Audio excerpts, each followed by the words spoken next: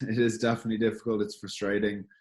I think, even the last couple of weeks, Will Connors has been brilliant. So he's definitely done enough to deserve a start. But then I believe I have too. So it's definitely a competitive environment. So yeah, Josh Van der Flier, great to chat to you today, and absolutely still loving your haircut that you have going at the moment. Thank you very much. I'm getting mixed reviews. Some people, people either love it or hate it. So it's going okay though. I just haven't been bothered going to the barber. Just been doing it myself or getting my housemate to do it. Did you at one stage, was I was wrong, or maybe looking at some of those gym photos from earlier in the year, did you have a moustache on the go at the same time as well? Yeah, I did. Yeah, I did. But once the mullet started going a bit, I thought it was probably. But I was getting a few strange looks, so I thought the mustache had to go, and then keep one or the other. And the mustache didn't really suit me. Also took me about 3 months to grow. I'm trying to groom something myself here at the moment, but yeah, I saw you weren't one of the ones that had the peroxide in the hair at some stage. I saw, Jesus, half the Irish rugby players came back from lockdown with peroxide in their hair. No, I didn't. I didn't go there. If I'd had some, you never know. You get quite bored when you're kind of quarantining and stuff. But it's probably good there wasn't any around. You were saying that before we started there that you're delighted to have Leeds back up in the Premier League. Have you been following them now the last couple of games? I have done, yeah. Good win on the weekend there. The way the matches have been, I hadn't watched the couple before that, but yeah, it's good to have them back. I was inherited my Leeds supporting from my dad. I think that's always the way anyone my age kind of gets. You wouldn't have seen too much of them when we were younger, so inherited that from my dad. But got my Leeds jersey now and set for the season. And did your dad ever bring you over to games like at Ellen Road and stuff when you were younger? Never got over, no. Should have gone to Leinster games instead, really. I'd say it would have been a bit of disaster trying to bring myself and my brother over. So it was probably a good shout from him. We were a bit mad. I was looking at the you had this thing like Leinster put out an academy video. I was looking at that earlier on this morning and it was the one where like you got the call up for Ireland for the first cap and stuff. But yeah, just some interesting things in that. I thought one of them actually was looking back and it was like that try. I still don't know how that wasn't given against England on your debut. Like, can you remember much about that game and the whole kind of build up to it and how it all went for you? Yeah, I was incredibly nervous. First international game, and I think not just that. I'd played in the Aviva a couple of times, but this was in Twickenham and there was 82,000. It was sold out, so that was quite daunting. And then first cap as well.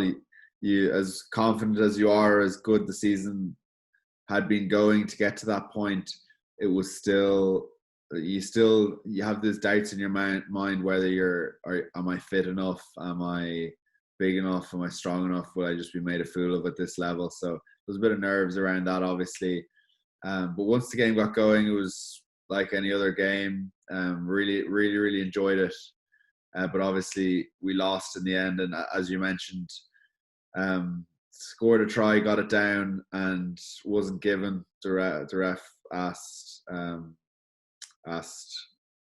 any reason, whatever way it was around, he asked the wrong question, so it didn't get given. So that was a bit disappointing, and that was a crucial point of the game. I think that would have put us a point behind or something, rather than them stretching away after that. So that was a bit disappointing, but yeah, it was a cool place to make a debut anyway. Because I seen that, I think you had maybe made your debut for Leinster under Matt O'Connor, was it, in 2014? But had you come across Joe much when he was at Leinster, like even when you were with the academy, and had many conversations with him? I would have been in first year of the academy. So I'd have trained maybe 5 to 10 times while he was there. So I would have been mostly doing the academy training sessions, and then during international breaks, they might need a few academy lads to join the senior squad to train. So I would have trained a few times, yeah, but I suppose interactions with him would have been limited to in and around the training field. And what, like, as a kind of, in the academy, like those years you were there, like, what were you kind of like? Were you, eager to make an impression? Were you kind of mouthy, or did you kind of keep your head down? Like, how do you kind of remember those first few sessions when you were in training with the senior players? I very much, I would have been quiet anyway. I wouldn't have been, you hear of those lads coming in all guns blazing, throwing shoulders at people and that kind of thing. I wasn't like that at all. I remember my first training session, I was actually going into a lecture in UCD, and Gervin Dempsey, who was working with the academy at the time, rang me and said, "Did I have my boots? Could I pop in and train?" And I said all I had was boots. I had no training gear or anything. So went into training, brought into the meeting room. This was before we moved to UCD. We were in just down by Donnybrook. Brought into the meeting room, and Joe asked me in front of everyone. I was terrified. Joe asked me, he's like, "Oh, what position would you like to play, 6 or 7, or what would you like to do?" I was like, 7 maybe. whatever you want. So went out, did the training, and for some reason O'Driscoll was training, so I think he must have been injured or coming back from injury during an international break, because none of the other internationals were there. And first play, we were playing a game of tip or something, and he passed me the ball and I dropped it. And then and I dropped another one after that. I was a bit flustered, to be honest, starting off, but got used to training eventually. About, what is it now, 7 years later? Yeah. And I was just kind of thinking about, like, the, in terms of your own kind of, open side, is it what you kind of prefer to play in as well? And always kind of looking to add to stuff, but like, what type of training would you do, like, specifically to kind of improve your position? Like, is there stuff that you would do on a regular basis, day to day in training? Yeah, I'd have a few set things I do, and then I'd add to that things that I maybe feel are relevant. So I'd always, during any given match week, I'd do a bit of tackle work, tackle technique. Not necessarily, I'd rarely do full on tackles, other than if it's done in training or during the game. I do a lot of pad work, working on my technique, and then the idea is to kind of try and get in the right technique, and then once a game day, I don't even need to think about it. Hopefully I'll do the right technique on match day. So it's just drilling a few of those things. I'd always do a bit of catch and pass, a good bit of passing. I'd get someone to kick a ball at me and catch. So I get them from maybe 10 yards away, just firing a ball straight at me, and I'll try catch them. So it's more difficult than any pass you'd ever get in a game. So it makes, once you're in normal training, then makes it a bit easier.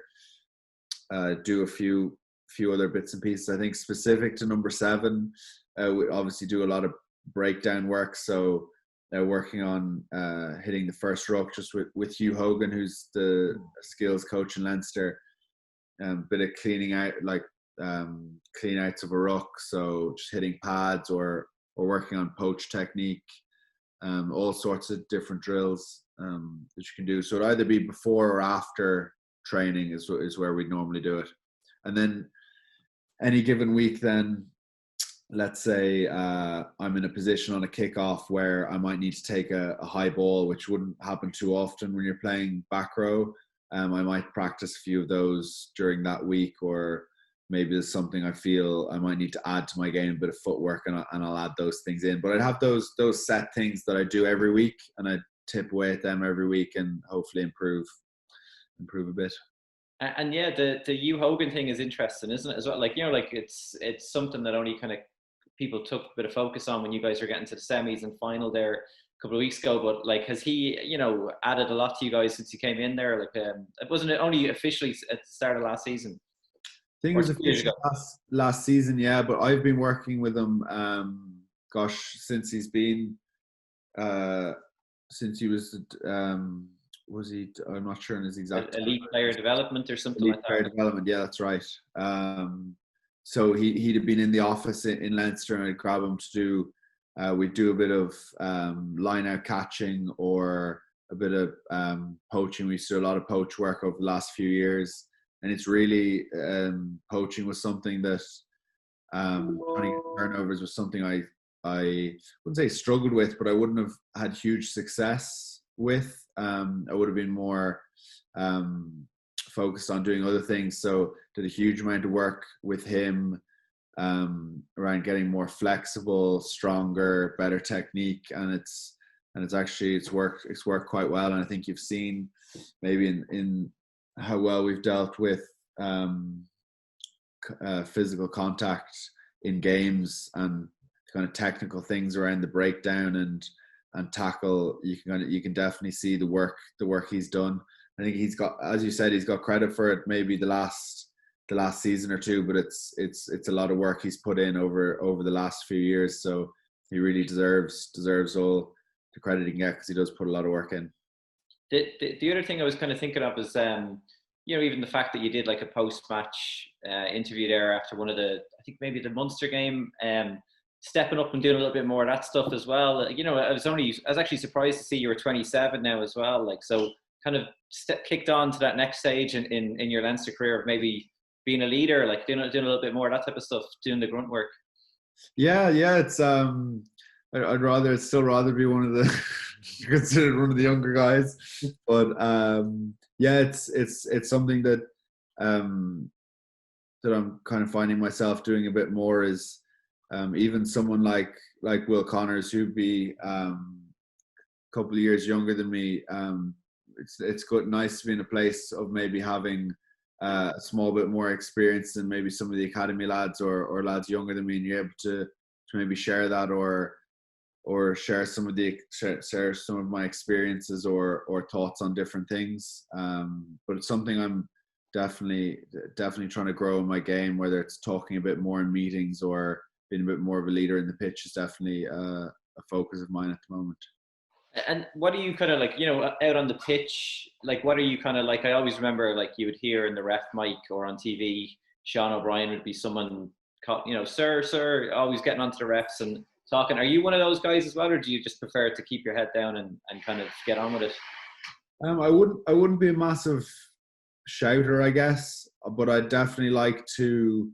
I'd like to talk to the person beside me. I think that's what I find most effective. I think it's very important to always be talking, especially playing seven, and it's definitely something I try and work on a lot, because naturally I wouldn't be one of those people who'd be maybe shouting at everyone. So it's something I'd have to work on. But I think what I find most helpful from people around me, and what I think works best, is let's say you've got in a defensive line is the best example maybe, and you've got two lads either side of you and you're just chatting away to them. You don't need to be screaming at them, but just you're talking up what threats they have or what you're seeing in front of you. So I think it's that small talk which is crucial. And I think I actually asked you this after that Munster game when you got man of the match. And if you didn't get man of the match in the other game that you played a couple of weeks before that, you were close to it. But, there is that line you give out where you're saying, listen, if it's not my turn this week, I'll be ready to go next week. But is there a mental part of it where you have to kind of accept, Jesus, like, you could be pissed off that you're not playing, but you have to kind of park it. Like, how hard is that to kind of do when there's big games that you can't start all the time? Yeah, it is definitely difficult. It's frustrating. I think, even the last couple of weeks, Will Connors has been brilliant. So he's definitely done enough to deserve a start. But then I believe I have too. So it's definitely a competitive environment, and it is frustrating at times. There's obviously we're all very competitive. We wouldn't be in these positions, I guess, if we weren't a bit competitive and want to be starting. So it's a tough thing about rugby, really, or sport in general, that you can't always play. But then again, I've got to be on the bench for the Saracens game, even though I would have liked to be starting. You look at the guys who've played throughout the year and couldn't even watch in the stadium, the way things are at the moment. So I suppose fortunate in that way to have been involved in any way, because there's obviously guys who missed out or wouldn't have had the opportunity to even be there. So definitely grateful for that, but obviously still pushing to hopefully get back in a starting position for those big games. There was a Leinster press briefing there yesterday, and Stuart Lancaster was talking about, he was asked about the English sides like Saracens and even the English national team, like the power game, and is it something that Ireland are struggling with? And he was kind of saying it might be too simplistic to say it's just that we're getting out muscled, but what's your take as a player who's kind of come up against these Sarries boys in England in the last few years?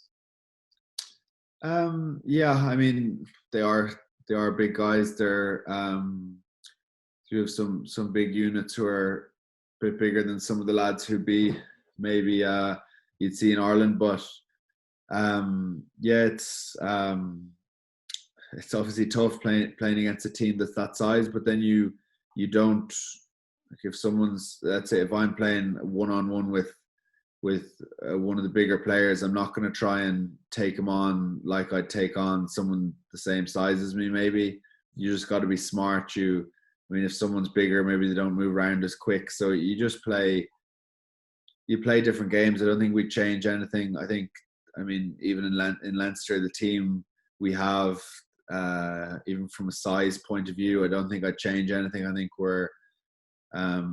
we have forwards who can hold their own in the back line, and we have and everyone's very, very fit and quick around the park. So I think there's definitely a balance. If you get caught against one of those big teams in a wrestling match, that can be difficult. But then we just got to play smart for the team we have, I think. And I honestly wouldn't change anything about the team we have or the size of players. I don't think that's the issue. I think what Stuart says is I agree with. It's not, you can't simplify it down to a size thing. I think it was maybe exaggerated by maybe us making a couple of mistakes against Saracens. I don't think it was necessarily just them being bigger. I think there was a lot of things we could have done better, which would have changed the game. And I see you're wearing a nifty new T-shirt there today. Are you the face of Avonmore Protein Gold, or what's the campaign you're involved in? Yeah, so I was asked to help out Avonmore release a new protein gold protein milk. So yeah, it's great to be a part of the campaign. It's protein milk that I'd use myself after training. It wouldn't replace a meal, but it's definitely good for getting that protein in and supplementing a good diet. So it's something I use. So it was nice to be asked to be a part of the campaign. And the last question for me was just going back actually to that Academy video, and it was something that was only touched on a little bit, but the story of your grandfather coming over from Holland and setting up a radiator company. Yeah, what was the whole story behind that? Where did they settle, and what's their story? They moved from, so my grandparents moved from Holland in the 1950s. Moved to Ireland. They moved to Finglas first. There for 3 years, I think. They didn't have much English, so it was a difficult, tricky old start for them, I was told. And then they moved down to Wicklow. Then my granddad set up a radiator factory, and and then my dad was born here. I think he was born in Finglas, as far as I know. So then they've been in Wicklow since. I grew up in Wicklow then, and here I am. And do you have brothers? I was kind of thinking, is the pressure of keeping the Van der Flier bloodline all on your shoulders? I have one brother, older brother, yeah, and a few cousins in England and cousins in Canada and cousins in Holland, and yeah, everywhere. There's a good few of us around. Not as many. It's still not a common name, but there is a few of us around, believe it or not. We're working on it. Well, listen, it was great chatting to you today, and good luck now with the new season, and hopefully I'll catch you again at some stage during the season. Thanks very much, Pat. Appreciate the chat.